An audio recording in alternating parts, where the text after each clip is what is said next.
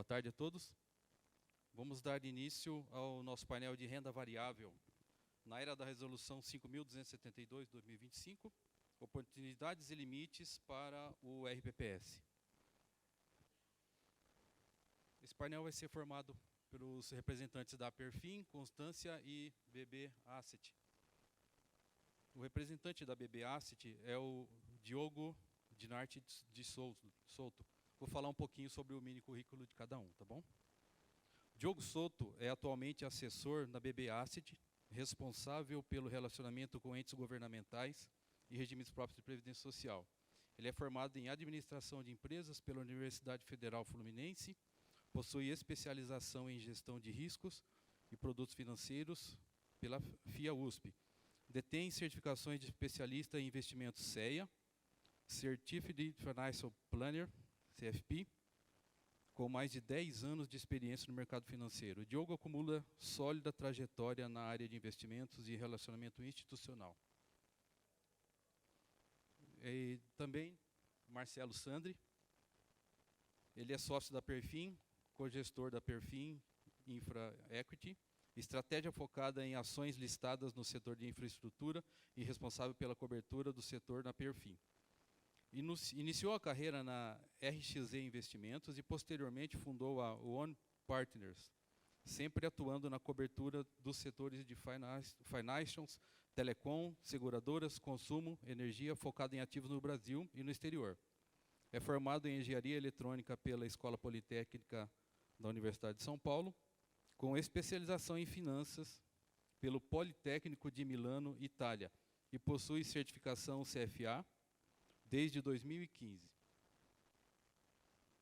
E temos aqui nosso colega Roberto Tapperman, CEO responsável por relações com investidores com mais de 30 anos de experiência no mercado financeiro, representante da Constância Investimentos, e ao longo de sua trajetória construiu uma carreira sólida em instituições de destaque como DAO Capital, Legg Mason Global Asset Manager, Western Asset Company, Citigroup Asset Manager, Max Blue, que é o Deutsche Bank, Unibanco e Drogasil. A sua formação acadêmica inclui MBA em Risk Manager e MBA em Controller pela USP, além de Executive Program of Innovation and Technology. Estou aprendendo inglês hoje, tá? Bom, a gente vai discutir um pouquinho sobre renda variável. Vamos começar com o Souto, né? Diogo Souto. A gente tem aqui o... Então, boa tarde, pessoal. A gente fez uma divisão aqui da apresentação, né? Vou trazer um pouco mais do contexto do que está acontecendo lá fora e aqui no Brasil, para explicar o porquê que a renda variável está indo bem, tá? Tanto nesse ano quanto foi no ano passado. E os demais colegas vão explicar um pouco mais ali detalhado a estratégia deles, tá? E trazendo um pouco, né, do que é o banco, né? Eu acho que é sempre bom reforçar, principalmente com tudo isso que a gente acabou observando no mercado, né? O nosso tamanho, né, que a gente é uma asset que tem aí 1,8 tri sob gestão, que é um percentual bem pequeno se eu considerar o todo que a gente tem em RPPS, tá? Market share 18%, líder da indústria de fundos aqui no Brasil, tá? Então aqui é mais trazer e reforçar essa visão institucional do banco, né? E o tamanho dele. E também a liderança no mercado de RPPS, que a gente tem 101 bilhões sob gestão, que dá mais ou menos aí uns 41% do mercado. E basicamente todo o RPPS tem conta no banco. Se não tiver conta no Banco do Brasil, que a gente acha que é meio estranho que assim não ter um pouco de participação no banco. Mas enfim, vamos partir para o contexto, o que a gente está observando aí ao longo desses últimos meses, né? E principalmente a parte geopolítica, que eu acho que é o que está determinando muito esse fluxo de capital para o Brasil, que está puxando a bolsa um pouco mais para cima. A gente acha que é muito o geopolítico, tá? E aí a gente trouxe esse post que é brincando com o Trump, né? Que é a doutrina da Doral Doctrine, que é basicamente o Trump querendo mudar as nomenclaturas todas e colocando o Golfo dos Estados Unidos, não mais o Golfo do México, enfim. E isso está ocasionando, na nossa visão, um risco muito grande geopolítico, e a gente está observando o que está acontecendo no Irã agora, né? É um lado que não é tão agradável para a gente, né? A gente quer viver um mundo de paz, mas é o ponto ali que, na nossa visão, essa questão de você ter guerras, por exemplo, ali no Oriente Médio, você tinha bolsas que tinham uma liquidez significativa quando pensa em mercados emergentes, como a Arábia Saudita, Emirados Árabes, enfim. Você está restringindo a aplicação em mercados emergentes no cenário que os Estados Unidos, que eu vou trazer mais para frente, está cortando juros. E aí o investidor estrangeiro vai buscar onde que eu vou alocar esse recurso. Acaba que o Brasil, por estar um pouco mais isolado, quando a gente olha o mapa mundi, dessa parte dos conflitos que a gente está observando no mundo como um todo, a gente está recebendo um fluxo bem significativo e a nossa bolsa, dentre esses emergentes aqui na América Latina, que tem uma liquidez bem significativa. Então, isso é um pouco do contexto lá fora do que a gente está observando, né, com relação a essa questão. E tem o ponto do petróleo, né, que aí a gente, se pensar o que está acontecendo na Bolsa hoje, inclusive, né, você está vendo o preço do petróleo subindo e o cenário geopolítico bem tumultuado e a Bolsa brasileira subindo quase 2%. É porque a Petrobras está subindo bastante, ela tem um peso significativo do índice.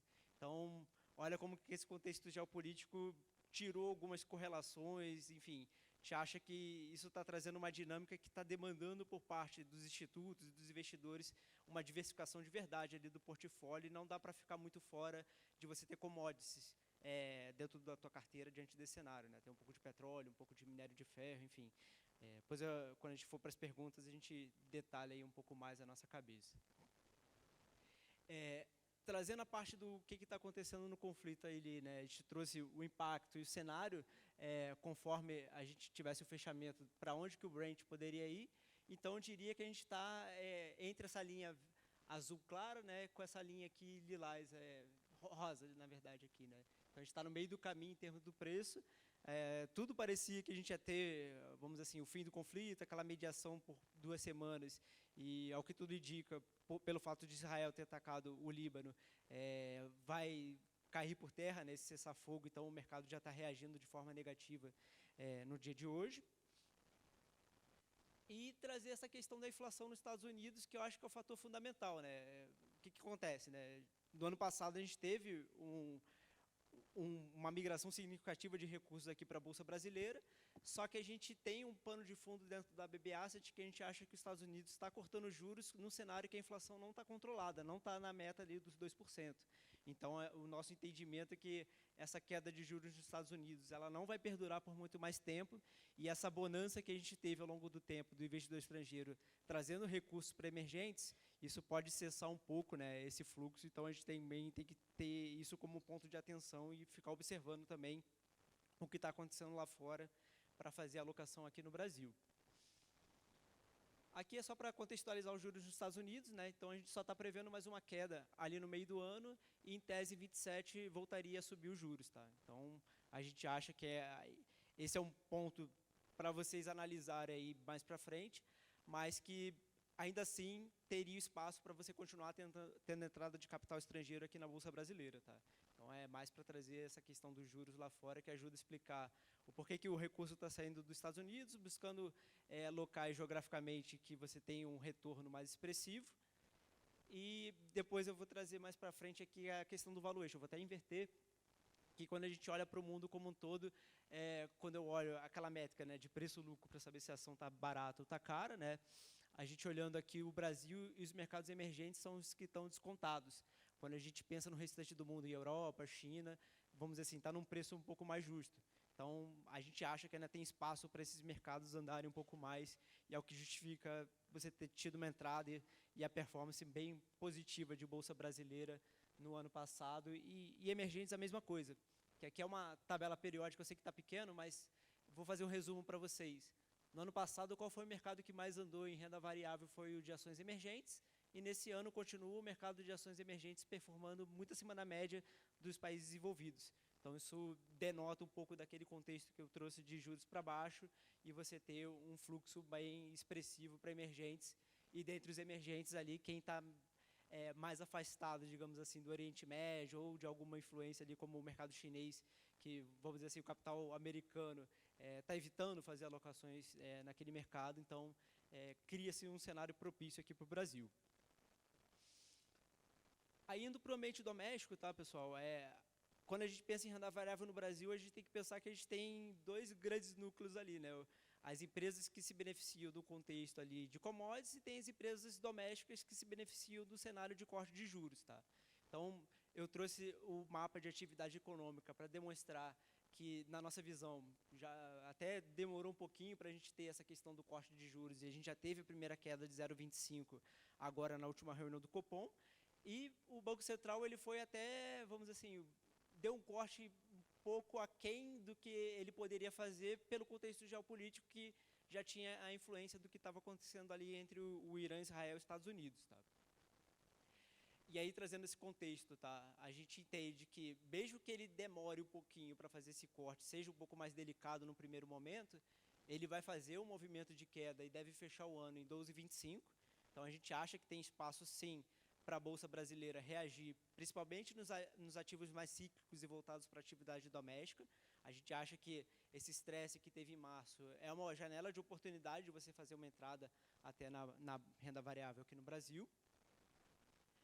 Aqui eu trouxe também o contexto de como é que está o preço-lucro e essa questão do fluxo de capital estrangeiro para vocês observarem. E aqui esse gráfico da esquerda, ele denota, né, como que nesse início de ano, né, a gente teve uma entrada bem significativa de capital estrangeiro. E se a gente pegar o mês de janeiro e fevereiro, a gente teve uma entrada tão grande que ela foi maior do que todo o recurso que entrou no ano passado. Então, denota que o estrangeiro está cada vez mais aplicando no Brasil. Pode ser um pouco de geopolítica, a questão da guerra, mas continua um cenário muito favorável, né, para você fazer o movimento aqui no Brasil. E principalmente o preço-lucro, né? Quando eu olho para a Ibovespa, quando eu olho para empresas small caps, que é realmente o setor que está mais descontado, dividendos e setor financeiro, quando você olha para a Bolsa como um todo, está tudo muito descontado, né? E tem algumas janelas de oportunidade, principalmente nesses ativos mais cíclicos, que geralmente estão dentro da composição do índice de small caps, tá? E aí um ponto que eu acho que é interessante, esse gráfico aqui eu trouxe para ilustrar para vocês como é que esse fluxo de capital está acontecendo, né?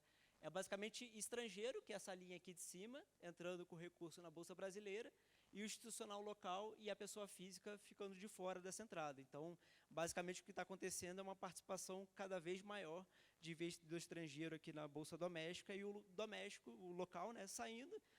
E vocês sabem bem, né, porque você tem aquela questão de ter a meta atuarial, quando eu penso em RPPS e FPC, mas a visão é sempre de longo prazo, né? Eu sei que vocês são cobrados ali no curto prazo pela meta, por Tribunal de Contas, mas quando eu penso no horizonte de longo prazo, vai ser natural você ter uma volta quando os juros começar a cair, você não ter mais a meta atuarial no título público, que isso vai acontecer uma hora ou outra. Então, a gente entende que o importante ali é essa diversificação de carteira.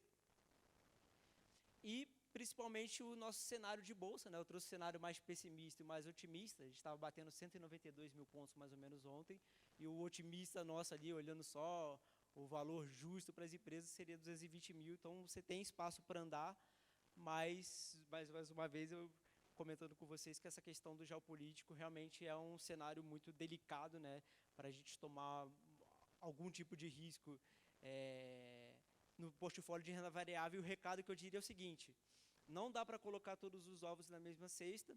O ideal é vocês terem um core mais passivo e indexado no Ibovespa, porque quando você tem fluxo, geralmente são as empresas mais líquidas que andam, então Petrobras, Vale, o setor financeiro, e dosar isso um pouco com estratégias que sejam de empresas que tenham uma participação mais voltada na atividade doméstica, que elas acabam tendo uma liquidez um pouco menor. Então, o estrangeiro, quando olha, por exemplo, para a construção civil, ele olha para a Cirela, que tem um pouco mais de liquidez, MRV, mas não são todas as ações que respondem quando você tem um fluxo bem significativo para a Bolsa. E aí, para não sombrear tanto os amigos aqui, os colegas, eu trago aqui o último slide, que é para fazer esse exercício, né, do que foi bem, olhando só os ativos que são negociados aqui no Brasil. Então, ações no Brasil foi o segundo melhor, só perdeu para o ouro. E nesse ano continuam ações ali outperformando e até superando o CDI no ano. Então, é mais para reforçar um pouco do que aconteceu ali no passado e um direcionamento aí do que a gente entende que pode acontecer nos próximos meses. Da minha parte é isso, e vou passar a palavra aqui para o Marcelo, né, Marcelo?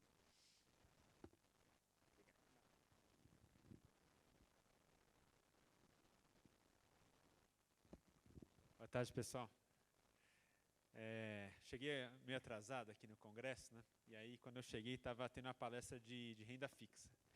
Toda vez eu falo a mesma coisa, quando eu chego na PEPREM, e parece que passa ano e vai ano, e acontece igual. Eu acho incrível, assim. congresso, a palestra de renda fixa estava lotada, assim, né? Não tinha lugar para sentar, o pessoal não sabia como entrar, assim, né? Tava parecendo um show, né, de graça ali na praia de Copacabana, né? E a palestra de renda variável, assim, tá um deserto. Mas assim, nem um ano como o do ano passado faz as pessoas de fato entenderem o que renda variável pode construir de valor, né, para um portfólio. E por que, né, assim, o diagnóstico que eu tento fazer é o que será que tem feito, né, para além do fato de eu entender, né, realmente o RPPS ele consegue bater a meta hoje com a NTNB do jeito que está. E isso cria um desincentivo muito grande para alguém tomar de fato risco. E é natural, né? É natural. Por que você vai assumir risco em renda variável se você está satisfeito com a sua meta autorial?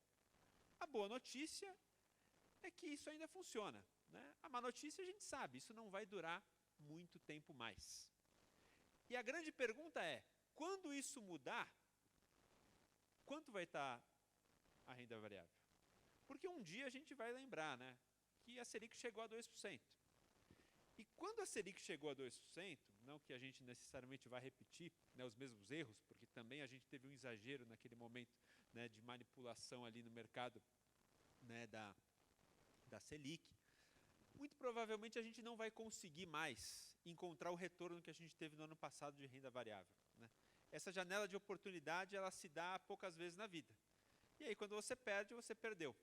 A má notícia é que quando você perder, você também não vai ter a alternativa de satisfazer, né, a sua meta, porque a gente provavelmente já vai ter visto uma convergência nos juros. Então, né, sorte é de vocês, que vocês estão aqui ouvindo, porque talvez vocês consigam, né, pegar esse trem antes que ele saia da estação. Porque quando ele sair, infelizmente, né, acho que aí a palestra de renda variável vai estar muito cheia, mas talvez tenha sido tarde demais. Então, sorte é de vocês que vocês estão ouvindo isso, né, na hora certa. E, né, assim, o Banco do Brasil dispensa apresentações, né, mas acho que cabe aqui a gente falar um pouco, né, para que vocês saibam o que é a Perfin Infra e por que a gente entende que infraestrutura ele é um vetor, é uma forma de você se alocar em renda variável de uma maneira muito inteligente. Porque, como foi dito, né, você pode alocar renda variável em diversos setores da Bolsa, né? Você vai correr mais risco, menos risco, você vai ter mais volatilidade, menos volatilidade.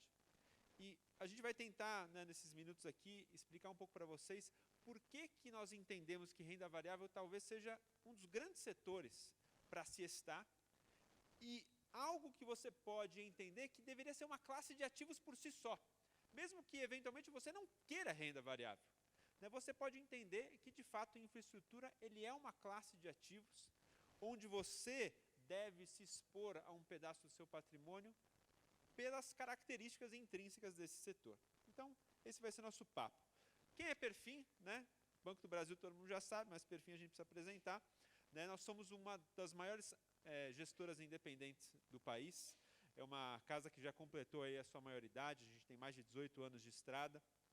E a Perfin tem hoje quase 40 bilhões de reais sobre patrimônio. Um dia a gente chega nos 1,8 trilhão do Banco do Brasil, vai demorar ainda talvez, né, uns centena de anos, né, que o Banco do Brasil teve, mas se Deus quiser a gente vai estar lá, não eu, mas nossos representantes, sócios da Perfin.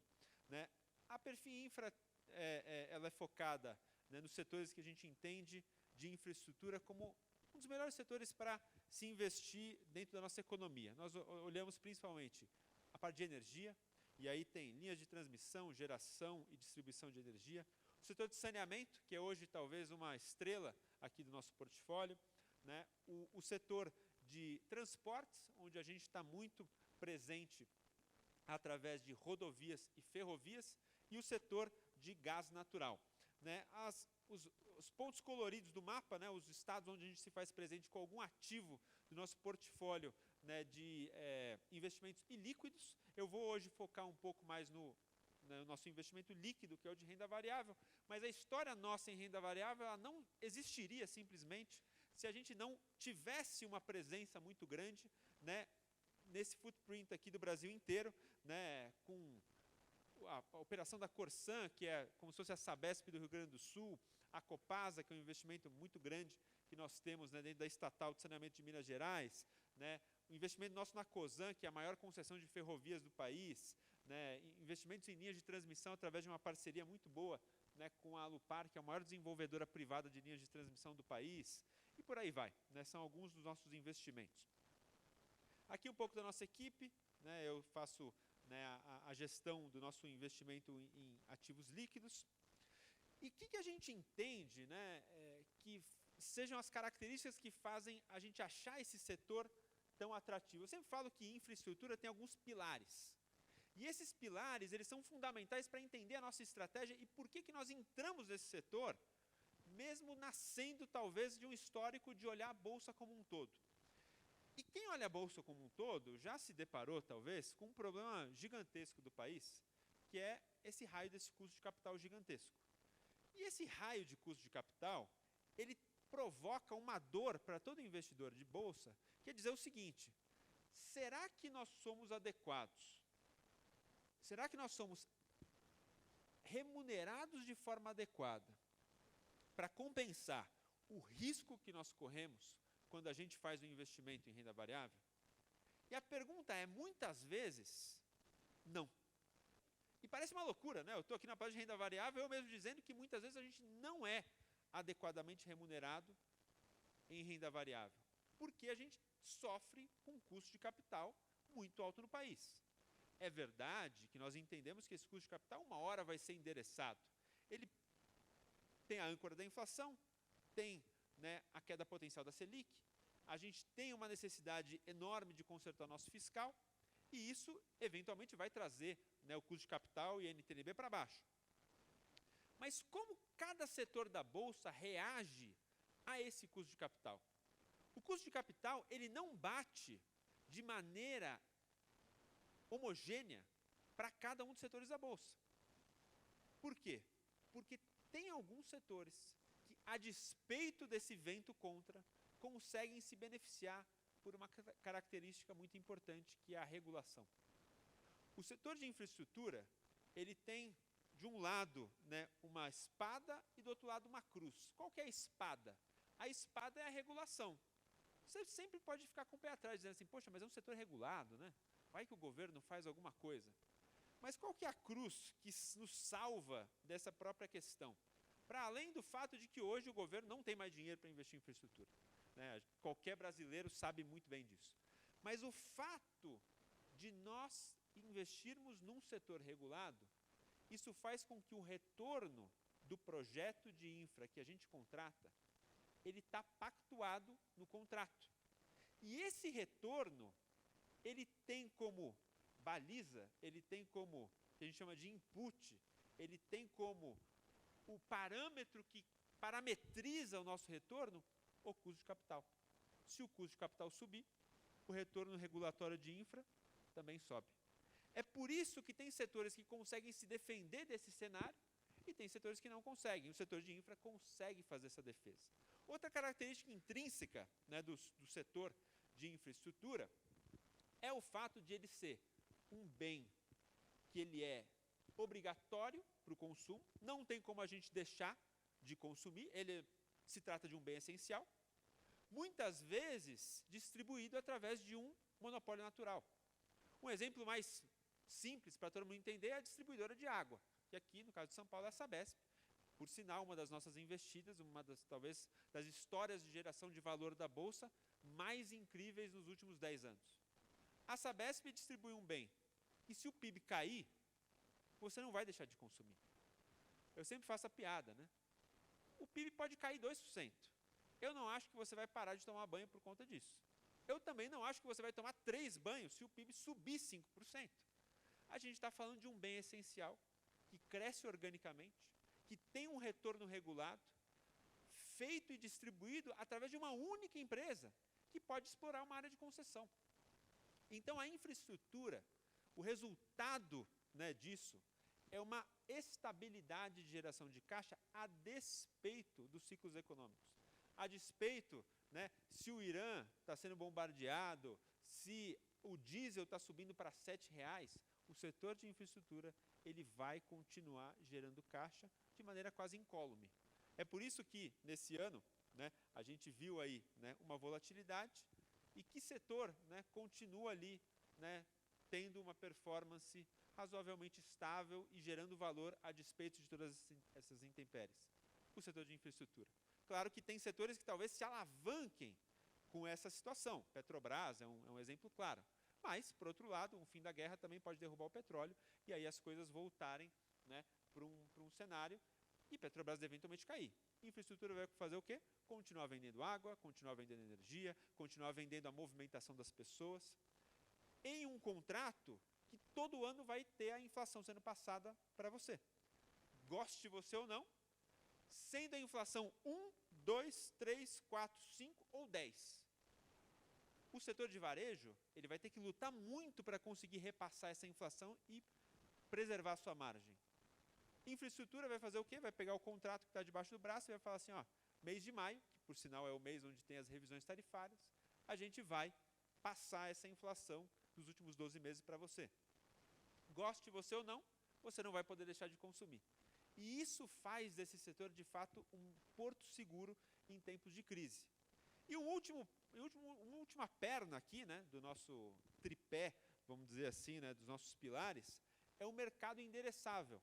Tudo isso seria muito bonito por si só, mas se não tivesse crescimento, você pode falar assim, beleza, isso aqui é uma geradora de caixa que eventualmente acaba, né, morrendo no meio do caminho.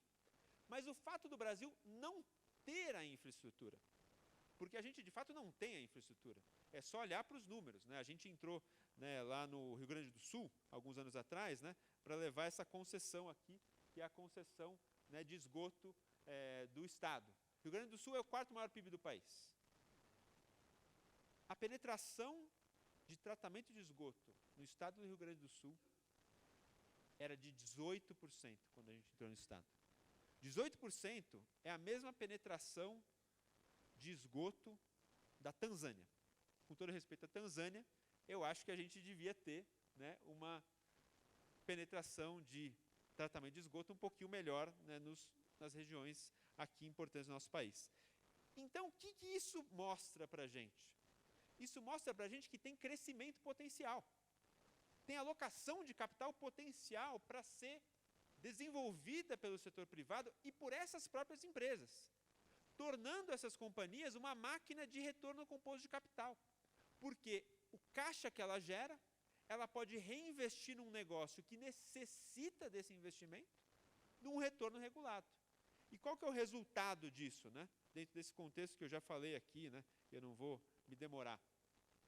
O resultado disso são transformações de valor, a exemplo... cadê aqui? Eu acho que não está aqui. Mas a exemplo de empresas... aqui, está aqui. A exemplo de empresas como a Equatorial. O que a Equatorial fez nos últimos 20 anos? Isso aqui é uma janela de 20 anos, né, de performance de uma empresa, né, do nosso portfólio, mas que é aí um benchmark do setor de infraestrutura. E como que ela se desenrolou, né? Como que foi a janela de resultado e de retorno dessa companhia nos últimos 20 anos em bolsa? O retorno composto dessa empresa nos últimos 20 anos foi de IPCA mais 18. IPCA mais 18. Isso é um retorno composto tão brutal, tão incrível, que ele bate as melhores alternativas de investimento que houveram por aí, né? Eu comparo nesse gráfico, né, o retorno que a Equatorial gerou com a Bolsa Americana. A Bolsa Americana, ninguém tem dúvida, né, que foi o melhor investimento de todos. Né? Você capturou aí AI, você capturou as empresas de tecnologia numa janela gigantesca. E outra coisa, você deixou de perder por estar investido no real, porque o real se desvalorizou nesse período. Mas mesmo considerando que o real se desvalorizou no período, né, Equatorial, que é um setor super conservador aqui, distribuidora de energia do Nordeste do Brasil, ela dá um show, ela ganha por muito. Pelo quê? Pelo poder do reinvestimento, pelo poder do retorno composto de um setor que aparentemente é sem graça, mas que ele, na combinação desse retorno regulado, dessa geração de caixa previsível, dessa possibilidade de passar e proteger você da inflação, de ser descorrelacionado do resto da economia e conseguir gerar valor a despeito de crises e situações complicadas que vira e mexe acometem o Brasil, você vai conseguir ter uma geração de caixa e uma geração de valor um pouco mais constante. Esse gráfico aqui ele também é bem importante. O que esse gráfico mostra? Que hoje em dia, todo investimento, praticamente, que o Brasil faz no setor de infraestrutura, gráfico aqui verde claro, ele é feito pelo setor privado hoje. O setor público, ele praticamente saiu do setor de infraestrutura. E por que isso aconteceu?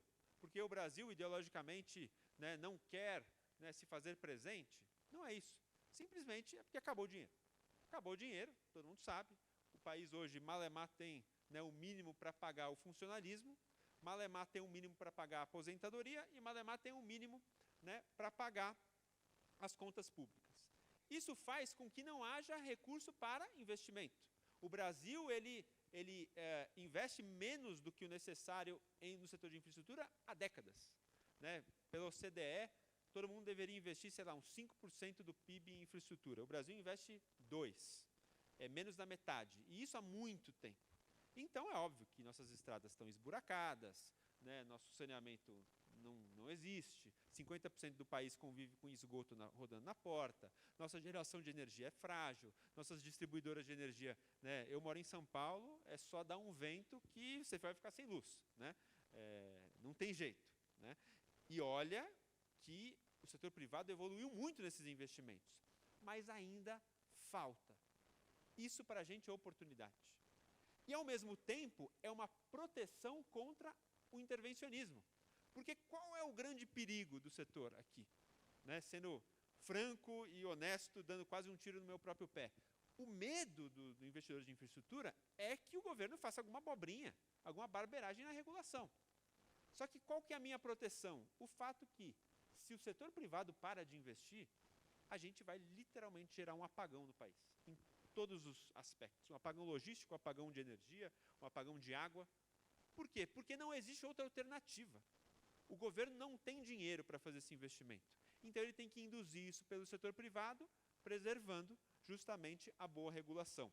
E a gente vem observando esses aprendizados e uma evolução da própria regulação com o passar do tempo. Né? Começou lá atrás, né, com o setor de telecomunicações, depois foi se abrindo com o setor de geração de energia, né, depois veio o grande marco de saneamento, que de fato abriu essa possibilidade do setor privado entrar no setor de saneamento, e a gente vê hoje, né, um ressurgir também das concessões rodoviárias. Oportunidades tem alguns setores que carecem ainda de melhor regulação. O setor de gás e ferrovia, justamente são entradas e investimentos recentes da Perfin. E o que a gente tem buscado? A gente tem buscado essa virada regulatória. Os setores onde ninguém está olhando hoje, mas que a gente entende que vão passar por uma transformação de regulação e isso vai fomentar investimento e, é claro, retorno, né, para todos nós. Porque se não tivesse retorno, também o setor privado não investiria e a gente não cumpriria a nossa missão, que é remunerar o nosso investidor e vocês também, né, através das suas representações aí municipais, estaduais e tudo mais. Aqui eu só comento um pouco de como, né, o setor de infraestrutura ele veio se consolidando e essa consolidação, de novo, dentro do setor privado, é justamente um vetor dessa geração de valor ao longo do tempo. Antigamente aqui, isso aqui é um exemplo, um mapa do Brasil no setor de distribuição de energia, tudo era amarelinho, tudo era estatal. Hoje em dia, o setor se consolidou na mão de alguns players. Esses players são todos listados em bolsa. Nós podemos ser participantes dessa história de geração de valor através justamente dos nossos veículos de investimento em ações e em infraestrutura. Né? Aqui eu já comentei um pouquinho da Equatorial. Isso aqui é muito importante para todo mundo. Né? O que todo mundo busca, né, quando faz o investimento em ação? É geração de caixa. Essa geração de caixa ela pode chegar até você de duas formas. Através de um retorno composto pelo reinvestimento dessa geração de caixa, é o que o Equatorial fez muito bem, mas ela também pode vir até você através de uma farta distribuição de dividendos. Isso coloca o setor de infraestrutura como, de fato, um bom pagador de dividendos, evidentemente. Por quê? Porque ele é um setor que gera muito recurso, ele gera muito caixa. E essa série ela mostra que o setor de infraestrutura ele sempre paga mais dividendo do que o resto da bolsa, o que é meio natural de se esperar, né, dado um pouco essa característica de constância na geração de lucro dessas companhias. Por quê? Porque você tem margens estáveis e demanda resiliente. Isso vem da inelasticidade. Por um lado, seria bom eu crer que o Brasil vai crescer 10% ao ano e eu surfar isso. Mas a gente sabe que, infelizmente, isso não é muito o que tem acontecido. Então, bom é ser inelástico. O Brasil pode crescer, pode não crescer, e você está sempre lá, vendendo seu produto, continuando a distribuir a sua água e distribuir a sua energia. Retorno um pouquinho, né, chovendo molhado, eu já falei bastante, né, o setor de infraestrutura, ele tem apresentado um histórico de retorno, olhando para o setor como um todo, aqui, né, numa janela de 10 anos, a gente tem encontrado, isso é o setor, né, o nosso fundo ele tem conseguido ainda bem ganhar um pouco do próprio setor através da nossa característica de achar os melhores ativos para se investir no setor. Mas o retorno do setor da infraestrutura, ele bate quase o 20% nominal numa janela de 10 anos. Isso é muito melhor que BOV, é muito melhor do que o próprio CDI, é muito melhor, né, que outros setores da economia. Mas esse gráfico, ele talvez é a chave de tudo aquilo que eu queria dizer. Como o setor de infra bate os demais? Nessa janela aqui, eu comparo utilidades públicas, que é a infraestrutura, com os demais setores da Bolsa. Setor financeiro, materiais básicos, que são as commodities, small cap, consumo imobiliário. Retorno e volatilidade. Em duas janelas. Uma janela onde a Bolsa foi mal, que é a janela de 5 anos, e uma janela em que a Bolsa foi bem, que é a janela de 10 anos, não porque tenha sido grande, gloriosa e maravilhosa, mas porque ela parte da época da crise da Dilma, onde você pegou o mercado de capitais muito mal e aí você teve uma janela um pouco melhor. O setor de infraestrutura, ele tem, em todas as janelas que você pode observar, mais retorno que os demais setores da Bolsa. Mas o que é curioso é que você acha mais retorno com menos volatilidade, menos risco. O livro texto, né, do investimento, ele diria para você, mais volatilidade, mais risco, é remunerado com mais retorno. O que a gente vê aqui é algo diferente. O setor de infraestrutura te entrega mais retorno com menos risco. Então, ajustado pelo risco que você corre, infraestrutura te dá um retorno realmente espetacular. Porque, a despeito da lógica, ele te entrega mais retorno, incorrendo menos risco. O menos risco é fácil de entender. Difícil é entender o mais retorno. Mas isso também advém de uma particularidade brasileira. É o quê? O retorno regulado em cima de um custo de capital alto. Quanto maior o custo de capital, maior o retorno regulado. Isso explica o motivo pelo qual a infraestrutura consegue ir tão bem em janelas difíceis. Aqui mais gráficos que mostram a mesma coisa, eu vou, pelo passar do tempo, pular. Esse gráfico é bem legal. Tudo aquilo que eu falei até agora dizia respeito a retornos passados. A dúvida é, será que nós estamos em uma janela boa o suficientemente de entrada? Em outras palavras, por que investir agora? E esse gráfico tenta mostrar isso de uma maneira, né, interessante. O que a gente tem aqui? A NTNB, que flutua aí historicamente entre 4% a 6%. Agora a gente venceu esse 6% e a gente está no high, né, de muito tempo da NTNB. 7,5% a depender do vértice que você vai olhar. Quanto é o retorno do equity, o retorno das ações da infraestrutura sobre a NTNB? Historicamente, no passado, o setor de infraestrutura em bolsa, ele te entregava um retorno parecido com a NTNB. E tem uma razão para isso. Porque as empresas, elas crescem. Quando a gente constrói o que é o retorno de uma empresa de infraestrutura, a gente está falando sobre qual que é o retorno do fluxo de caixa das concessões que essas empresas possuem hoje. Em geral, essas empresas fazem aquisições, fazem M&As, elas extraem sinergias de novas concessões nas quais elas entram, elas entregam, né, despesas menores daquilo que você projeta. Então, o retorno real, ele, em geral, é maior daquele que o projetado por essas companhias. Então, seria natural de se esperar que você encontrasse em bolsa um retorno parecido com a NTNB no cálculo, né, dessa TIR, e você deixasse essas empresas te surpreenderem, né, como a Equatorial fez. A Equatorial entregou, em uma janela de 20 anos, um retorno de 18% real, muito maior do que a gente costuma projetar para essa própria companhia. Mas veio a crise, veio a saída de capitais, veio, né, os políticos fazendo barberagens, veio estrangeiros que saíram do Brasil por conta da crise climática, veio, né, um monte de coisa que a gente está careca de saber.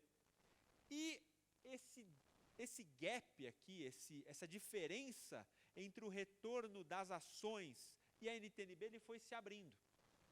Hoje a gente tem um spread, né, um ganho a mais, um prêmio de retorno para se investir em ações vis-à-vis a NTNB, que ele também é quase recorde, de quase 5%.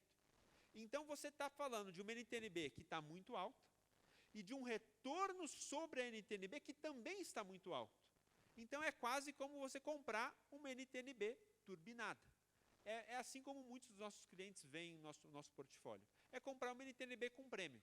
Por quê? Porque, no fim das contas, debaixo de uma empresa de infraestrutura, está um contrato cujo retorno regulado é subjacente à NTNB, ao custo de capital, com um prêmio. Só que esse prêmio nunca esteve tão alto. Mesmo a preços de hoje, mesmo entendendo que a Bolsa começou a responder, começou a andar. De fato, no ano passado, a gente teve um bom ano para o setor de renda variável e principalmente para o setor de infraestrutura. Ano passado, o nosso fundo de ações de infraestrutura ele teve uma performance de 65% nominal. É, de fato, um retorno bastante expressivo, mas que ainda nos coloca, de novo, o bonde está saindo. Que bom que vocês estão aqui e estão pegando isso enquanto é tempo, porque, infelizmente, quando a Bolsa estiver, né, em outro patamar, o juro estiver a 2%, a gente vai ter o inverso. O painel de renda fixa vai estar vazio, o de renda variável vai estar lotado, mas aí talvez tenha sido tarde demais para a gente investir. Isso aqui é só para falar que, no mundo inteiro, toda a infraestrutura privada do mundo ocidental, não ditatorial, Ásia, Europa, América Latina, Estados Unidos e Canadá, toda ela foi feita pelo setor de previdência. Os maiores investidores de infraestrutura do mundo inteiro, inclusive no Brasil, são as grandes instituições de previdência internacionais. O maior investidor de infraestrutura do Brasil, Fundo de Previdência dos Professores de Ontário, Ontario Teachers. O segundo maior investidor de infraestrutura, o Fundo de Previdência dos Professores da Califórnia. São vocês, só que dos Estados Unidos e do Canadá. É basicamente o time de vocês, só que falando inglês. Eles entenderam essa dinâmica, né? Que, de fato, infraestrutura gera mais retorno com menos risco. Não à toa, né, no mundo inteiro, o grande desenvolvimento da infraestrutura mundial aconteceu através deles. Não só porque eles entenderam que também isso promove um pacto social. Quando você explica isso para o seu comitê, é uma coisa muito legal você dizer assim, eu tenho vários clientes nossos que falaram isso, né? Que eles falaram, eu cansei de financiar aí a dívida pública. Agora eu quero mostrar que eu estou investindo na economia real, que eu estou gerando emprego e renda, que eu estou fazendo parte do desenvolvimento da economia do país. E, de fato, né, isso é entregue por esse setor. Então, existe também um pacto social nesse investimento. Mas isso não pararia de pé se não tivesse retorno. A graça aqui é que tem retorno e a gente pode, né, mostrar, né, para os nossos boards, né, para os nossos assessores e para os nossos comitês de investimento que a gente está fazendo isso ao mesmo tempo que a gente desenvolve, né, o Brasil. Isso aqui é para acabar, é só para dizer o seguinte, né? Na nossa estratégia de ações, a gente observou uma coisa muito interessante. A gente teve retorno a mais do que a indústria. Também, se a gente não tivesse retorno a mais que a indústria, eu nem teria sido convidado para fazer esse discurso aqui para vocês. Então, a gente conseguiu estar nos primeiros quartis em todas as janelas, mas com uma característica muito interessante que ajuda muito um portfólio de ações, que é ter descorrelação, que eu creio que, inclusive, vai ser uma coisa muito importante para o pessoal da Constância, já levantando a bola para eles. A chave para um portfólio de sucesso de renda variável é você conseguir ser descorrelacionado em relação à sua carteira. Hoje em dia, todos os fundos de ação do Brasil, eles se consolidaram em alguns nomes, com todo o mérito do sucesso deles. Algumas casas do Rio de Janeiro, elas viraram os grandes fundos da indústria brasileira, com todo o mérito e com todo o sucesso. Mas qual o problema disso? As carteiras de renda variável estão cada vez mais iguais e parecidas entre si. Você puxa a correlação das carteiras de infra, essas bolinhas aqui, tudo coladinho uma com a outra. Correlação de praticamente 1. Você acha que você está diversificando porque você troca um nome. Ah, não, eu saí do fundo A e fui para o fundo B. Eu diversifiquei com o fundo C. Aí você explode a carteira, tudo igual. Mesmo Itaú, mesmo Rapvida, mesma Localiza, o mesmo Mercado Livre. Por quê? Porque esses fundos estão se consolidando. E infraestrutura, assim como investimentos sistemáticos, tem um papel super importante de quê? Gerar descorrelação. Você investe em alguma coisa super rentável, mas que é diferente dos seus demais investimentos. Quando você mede a fronteira de eficiência do seu portfólio, isso melhora muito a qualidade da sua alocação e é um papel muito importante que todo mundo tem que considerar, né? Aqui é só para finalizar, quanto foi nossa rentabilidade aqui, né? A Bolsa em 5 anos deu 60%. Nosso fundo deu 60% a mais do que a própria Bolsa, né? Isso mostra muito a nossa capacidade também de identificação dessas teses, né? Para melhorar essa alocação, para melhorar essa rentabilidade e conseguir gerar valor, né, para o nosso cotista, que na entidade final, né, é a previdência de cada uma das suas cidades. É isso, né? Estamos aqui enquadrados, né, para a RPPS e lutando aqui, né, para que essa regulação aí possa permitir, né, essa resolução, né, mude e possa permitir a gente de investir. Eu vou só passar para o pessoal da Constância e depois a gente, né, vai aqui para as perguntas. Valeu. Obrigado, pessoal. Obrigado. Bom, gente, boa tarde a todos. Prometo ser rápido, né? A ideia aqui são 10 slides dando alternativas de como vocês, junto com o comitê de vocês, deveriam fazer e por que fazer investimento em ações. Tá? Mas antes de começar aqui, eu vou fazer uma provocação. Acho que vários de vocês, na verdade, já ouviram falar, se não a totalidade, de inteligência artificial, né? A Constância faz isso desde a sua criação, há exatos quase 19 anos atrás. Tá? E eu vou começar essa palestra aqui, né? Eu sou mais o despojado aqui, o pessoal mais de tecnologia, perguntando para mim, quem usa aqui inteligência artificial? Quem usa mais de uma inteligência artificial? Até que tem uma turma. Quem usa mais de 3? 1, 2. Tá, o que eu vou dizer para vocês hoje é... A inteligência artificial está tão avançada já no mundo técnico que só na parte de investimentos você tem hoje mais de 50 inteligências artificiais. Ou seja, inteligências artificiais focadas no mundo de investimento. Você consegue, se você quiser, pegar o ChatGPT e pedir para ele, me monte uma inteligência artificial focada em investimentos. Você dá os parâmetros para eles e ele resolve isso para você. Tá? Esse é o primeiro ponto importante. Segundo ponto é, a inteligência artificial não é só você entrar lá e falar assim, estou indo viajar para algum lugar e qual é o restaurante mais gostoso daquela cidade? Né? A inteligência artificial é muito mais do que isso. Eu vou dar um exemplo aqui, dentro da nossa casa, né? Nós somos uma casa de renda variável, é uma casa hoje que tem quase 1 bi no segmento de vocês, de renda variável, né? Em RPPS. E um ponto importante, né, que a gente sempre fala é, a inteligência artificial está aí para ajudar todos que estão aqui. A inteligência artificial está, na verdade, para ganhar produtividade. Qualquer pessoa, independente de idade, credo, raça, conhecimento, consegue, na verdade, utilizar a inteligência artificial. E um exemplo prático do ganho de produtividade que ela pode te dar está dentro do que a gente faz. Nós, na penúltima atualização do nosso modelo de investimentos na Constância, ele demorou cerca de 6 a 8 meses para esse update ficar pronto, com 3 pessoas trabalhando nele. O último que a gente fez agora, adivinha quanto tempo demorou? Alguém sabe? Alguém arrisca? Ele demorou 30 horas para ser feito com uma única pessoa. A gente rodou o modelo inteiro, que é o modelo hoje, deixa eu só ver como é que eu vou para frente aqui, que tem, na verdade, cerca de 18, aqui está até atrasado, Tá? Nosso modelo hoje de análise de ações tem mais de 18 bilhões de linhas. Tá? Esse processo, né, ele é um processo demorado, ele é um processo lento. Né? Todo mundo acha que é fácil, fala assim, não, vai lá e coloca e manda a inteligência artificial fazer.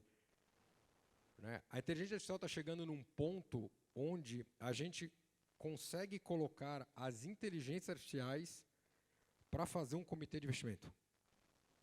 Vocês imaginem vocês pegarem 10 inteligências artificiais e falar para elas assim, discutam determinado assunto, discutam quais são os 10 melhores fundos de investimento desse segmento e por quê. E você solta para as 10 ao mesmo tempo. Ela vai te trazer um resultado da discussão entre essas inteligências artificiais. O resultado disso é que o trabalho de vocês vai se tornar muito melhor com muito menos. Há 5 anos atrás, ninguém, praticamente, teria alguma condição, na verdade, de fazer frente a uma empresa de investimento, dado a tecnologia que as empresas têm e o tempo que elas dedicavam a isso. Com a inteligência artificial, basta a vontade. Vocês conseguem hoje construir modelos, tá, que vocês não precisam mais, na verdade, simplesmente de um banco ou de uma empresa de investimento tentando ajudar vocês. Vocês conseguem montar uma consultoria dentro da entidade de vocês, sem ninguém, na verdade, dar palpite ou viés daquilo que vocês querem fazer. Essa é a grande graça, essa é a grande benesse. A gente pode passar horas falando aqui, mas o ganho que vocês vão ter nessa brincadeira, ele é literalmente enorme. Mais alguns dados rapidinho, né? A empresa hoje, para poder processar tudo isso que a gente tem, isso é equivalente a mais ou menos 500 CPUs, ou seja, a mesma coisa se eu tivesse 500 computadores dentro do escritório de vocês, só que hoje existe uma coisa maravilhosa chamada nuvem, você não precisa ter, né? Quem tem mais tempo aqui de janela, já deve ter lembrado dos mainframes, daquelas salas geladas enormes, que todo mundo tinha um monte de computador, hoje você não tem mais nada disso, e tanto faz quando você processa, você simplesmente põe na nuvem, se precisar de 1000 CPUs, você tem, se tiver 10.000, você resolve. Tá? E daqui em diante, eu não vou ficar só falando sobre inteligência artificial, nós vamos começar a falar para vocês de pontos importantes que vocês conseguem utilizar para falar por que eu deveria comprar, e a turma aqui falou de renda variável. Né? O Diogo colocou aqui e falou assim, nossa, o volume de entrada, né, de estrangeiro é muito grande. Aqui, para facilitar a visualização, apesar que está em números, eu vou falar para vocês, mostra a evolução disso. Para vocês terem uma ideia, de janeiro até o dia 31, agora de março, entraram no Brasil, só de investimento estrangeiro, inclusive durante a guerra, 54 bilhões de reais. Isso é mais que todos os entes locais resgataram. A bolsa não está andando só porque ela é bonitinha. A bolsa não está andando, na verdade. A dança está andando por fluxo. E também foi falado aqui, na verdade, sobre a parte geopolítica. Só tem um país hoje no mundo emergente que tem capacidade de absorver fluxo de renda variável quando vocês falam em relação ao país emergente. Ele se chama, graças a Deus, Brasil. O ano passado, os 2 países que mais receberam dinheiro foram o Brasil e a Coreia do Sul. A Coreia do Sul ela é extremamente dependente, na verdade, da parte de petróleo vinda do Oriente Médio. E, devido à guerra, né, isso a gente não controla, o fluxo que estava sendo direcionado também para eles acabou sendo direcionado para o Brasil. O Trump, que todo mundo fica falando, nossa, está atrapalhando muito. Na parte de investimentos para renda variável, para o Brasil, para mim ele é um sucesso. Porque ele está fazendo com que o investidor mundial pare de olhar unicamente para os Estados Unidos e passe a olhar, na verdade, para as outras alternativas. Essa é a grande sacada. Esse gráfico aqui, qualquer um de vocês pode construir. Esses dados são públicos e eles ajudam muito na tomada de decisão de vocês no comitê de investimentos. Não precisa aqui nem de inteligência artificial para fazer isso. Esses dados estão disponíveis na B3. Fluxo ajuda no retorno. Porque não adianta você ter uma empresa que está indo muito bem e ninguém compra. Né? Então, uma das coisas que a gente sempre fala aqui, e é uma das 1000 variáveis vocês podem olhar na renda variável, mas uma delas é essa, e você consegue fazer isso sozinho, é vocês simplesmente, na verdade, entrarem na B3 e pegarem esses dados. Se o fluxo está positivo, é um sinal importante para vocês. É o único? Não, não é.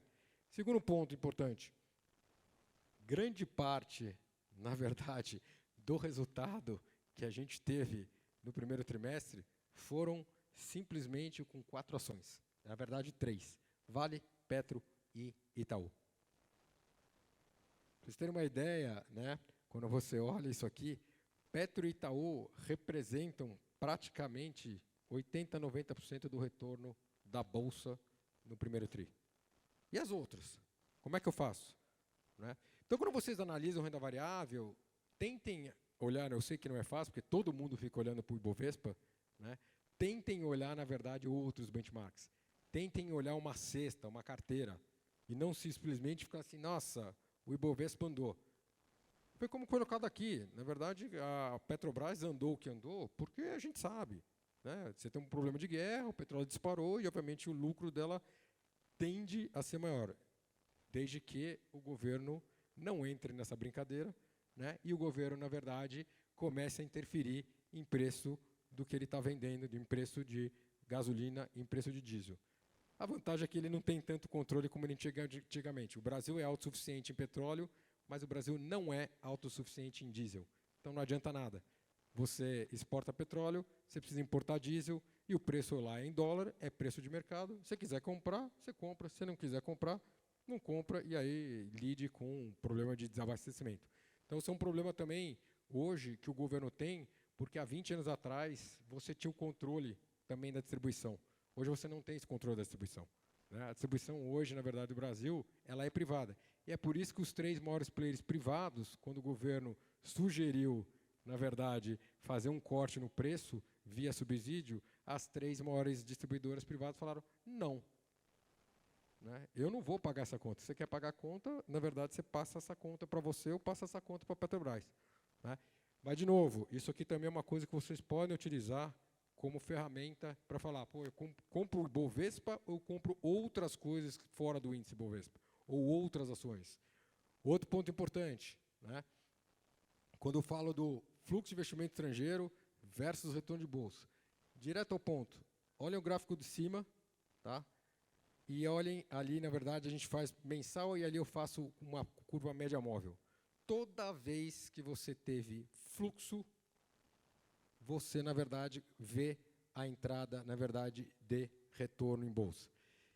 E no gráfico de cima, é uma provocação. Vocês devem estar percebendo que o gráfico é praticamente correlação -1. Praticamente ao contrário. Toda vez que o investidor estrangeiro entrou, o institucional saiu. E eu vou falar a vocês, em 100% das vezes, o investidor estrangeiro estava na ponta correta. E o investidor institucional, em 100% das vezes, estava na ponta correta, na ponta errada. Tá? O ano passado, saíram mais de 40 bi de institucional. E esse ano saíram mais de 40 bi de novo, só que nós estamos só no primeiro TRI. Só tem uma turma que está ganhando dinheiro e se divertindo aqui, o investidor estrangeiro. Uma hora esse cara vai parar de botar dinheiro. E é como colocar aqui, é na hora que a sala estiver cheia. Na hora que tiver a sala cheia, a gente brinca em São Paulo, quem é paulistano aqui, quando o taxista começa a falar, quando você pega um táxi na rua e o taxista fala, ô doutor, a bolsa está subindo, eu aplico, vende. Vende porque ele é o último a saber. Né? Então, cuidado, na verdade, porque assim, a vantagem do investidor estrangeiro é que ele normalmente ele tem muito mais informação que a gente e ele olha mundo. Ele não olha exclusivo para o Brasil. E uma dica aqui, o investidor estrangeiro fala do Brasil muito melhor do que a gente fala da gente mesmo. Quando você vai fazer reunião fora, o investidor estrangeiro olha o Brasil melhor do que a gente olha. Porque a gente acaba misturando também política. Né? O investidor estrangeiro, ele obviamente presta atenção em política, mas ele está aqui, na verdade, para resultado. Se você tem resultado, ele vem. Se não tem resultado, você não tem onde tirar valor, ele não vem. Simples assim. Outro ponto importante, de novo, fácil para vocês pegarem. Isso aqui, se vocês não tiverem acesso a dado, entra em qualquer inteligência artificial, ChatGPT, Gemini, o que vocês, Copilot, o que vocês quiserem.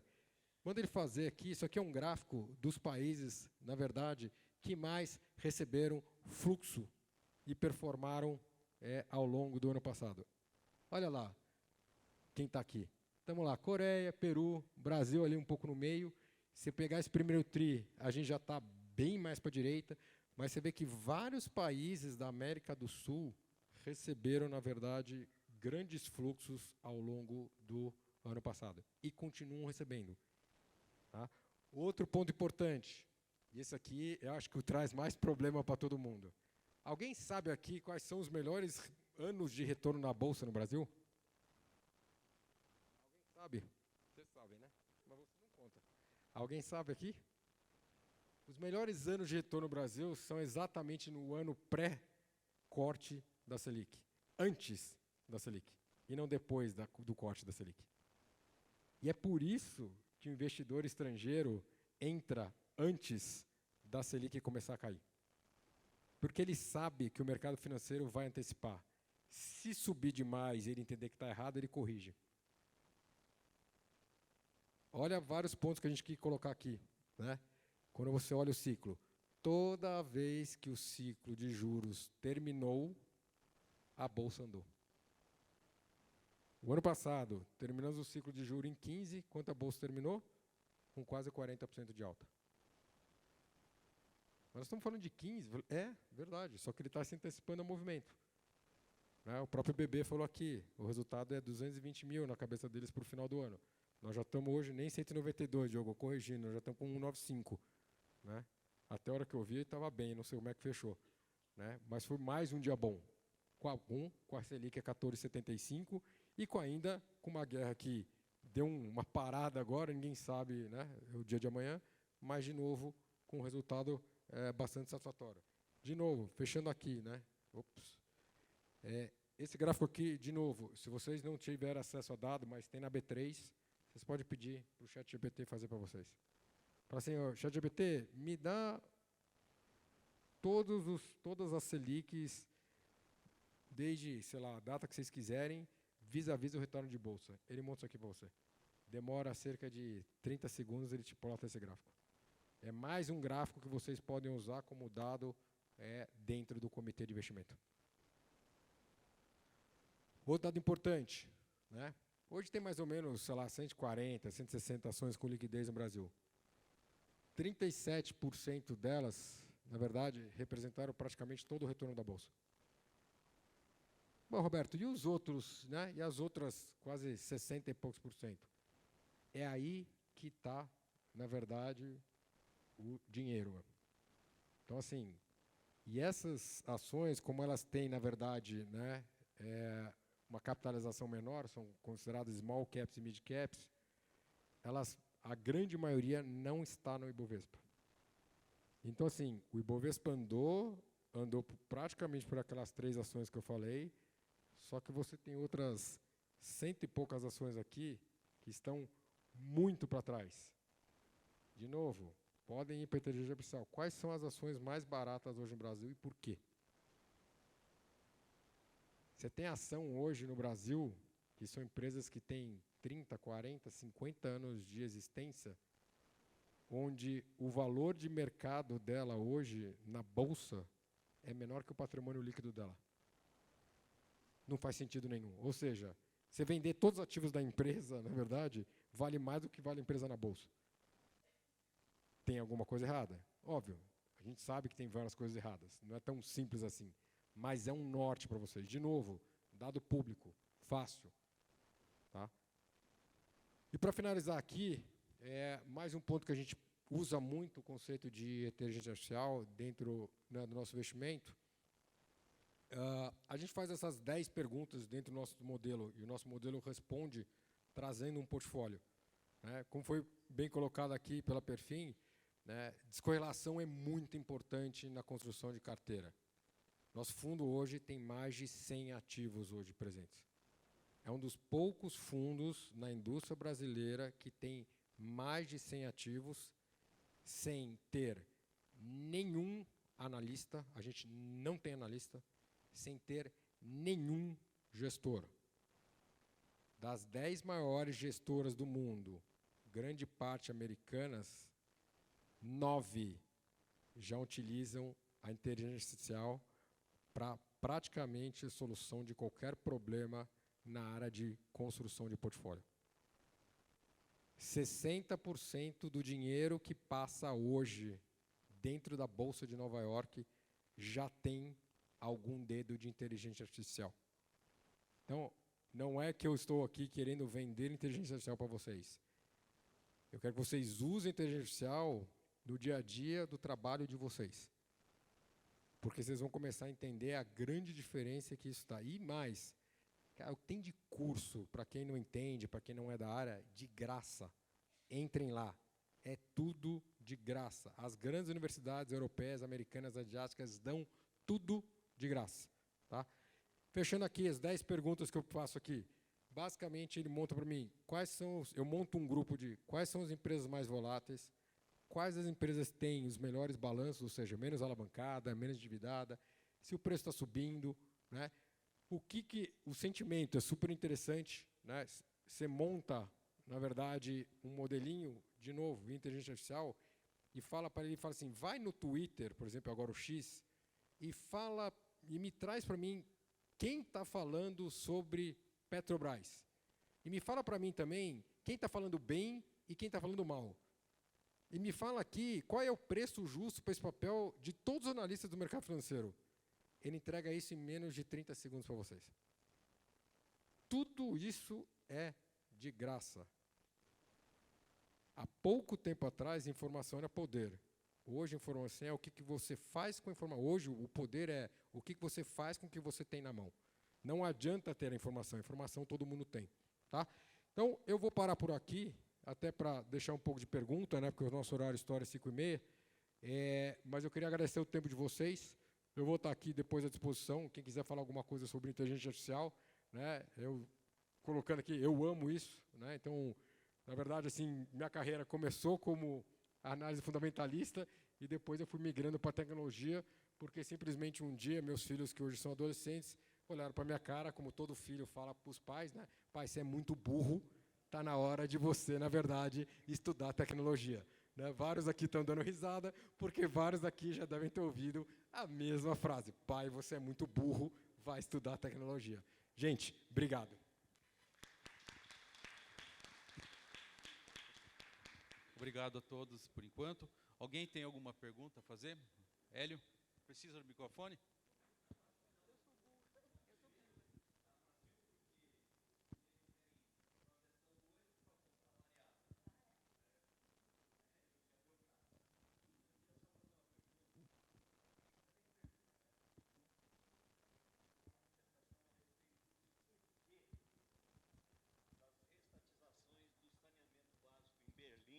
França.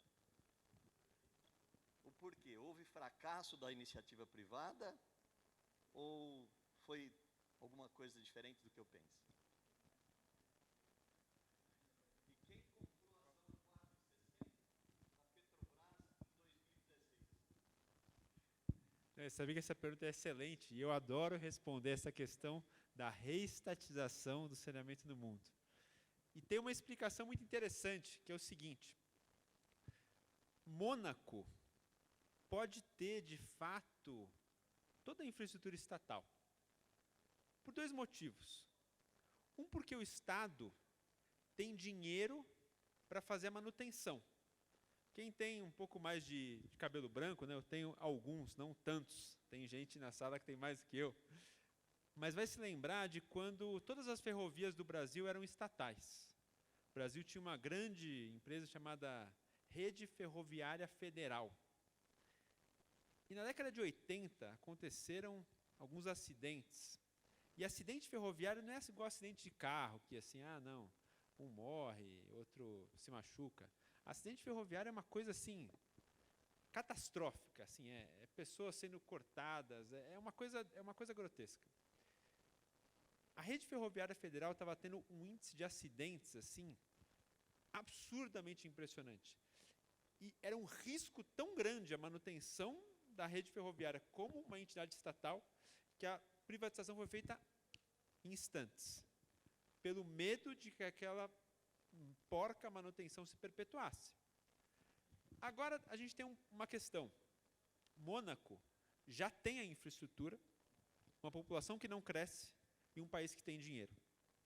O país nosso não tem a infraestrutura, nossa população cresce e o país não tem dinheiro. O que aconteceu na França? 60 anos atrás, a França era parecida com o Brasil.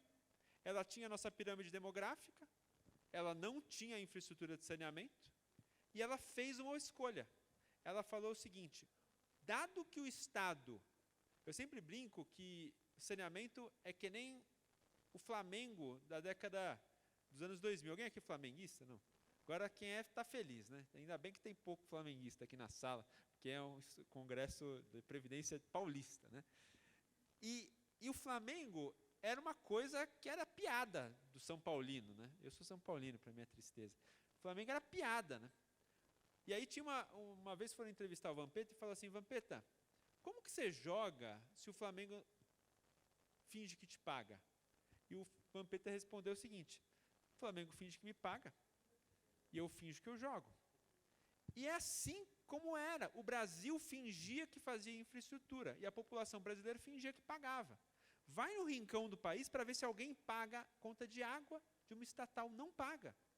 Vai ver se alguém paga a conta de esgoto. Não paga. Por quê? Porque também o Estado não fez a parte dele. O esgoto está passando na porta. Que licença moral o governo tem para cobrar taxa de lixo se não passa o caminhão? E aí a França fez uma opção 60 anos atrás. Dizer o seguinte: olha, vamos prover a infraestrutura. Vamos fazer uma regulação. A gente concede a iniciativa privada faz o investimento, surfa um ciclo, porque a concessão ela tem início, meio e fim. Como a concessão de rodovia, como a concessão de linha de transmissão, início, meio e fim. E aí a iniciativa privada fez o investimento. Hoje a França é universalizada no seu esgoto. A iniciativa privada surfou aquela concessão durante o período regulatório que lhe foi concedido e o contrato acabou. O contrato acabou e aí a França fez uma opção. A população não cresce mais.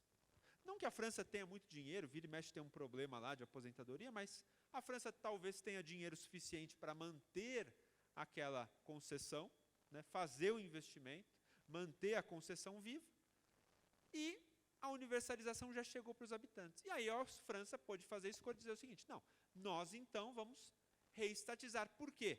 Porque acabou a concessão. Aquele ativo já ia ser devolvido naturalmente para o Estado.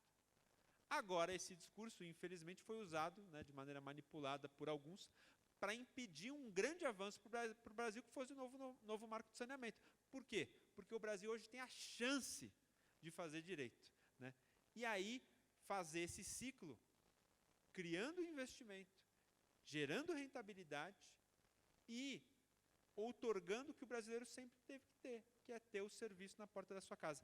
E isso fazendo com rentabilidade para vocês, né?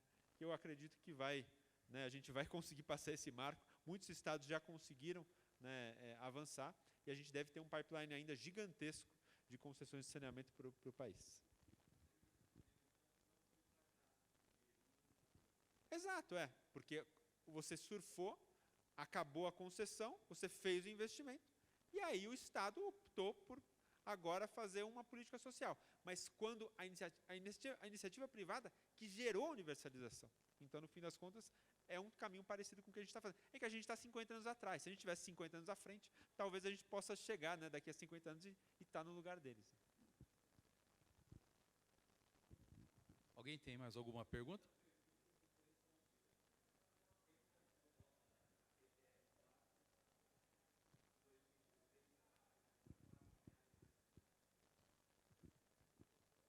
Quem comprou?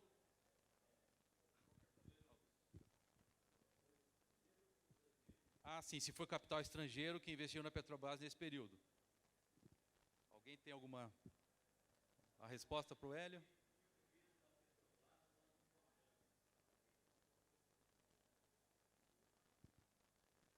Bom, mais alguma pergunta? A gente está com o nosso horário apertado. Lembrando que tem Assembleia Geral da APPREM às 5h30, a primeira chamada. E só quero agradecer a todos, obrigado pela apresentação. E a APPREM, como de praxe, apresentei a vocês com o mimo.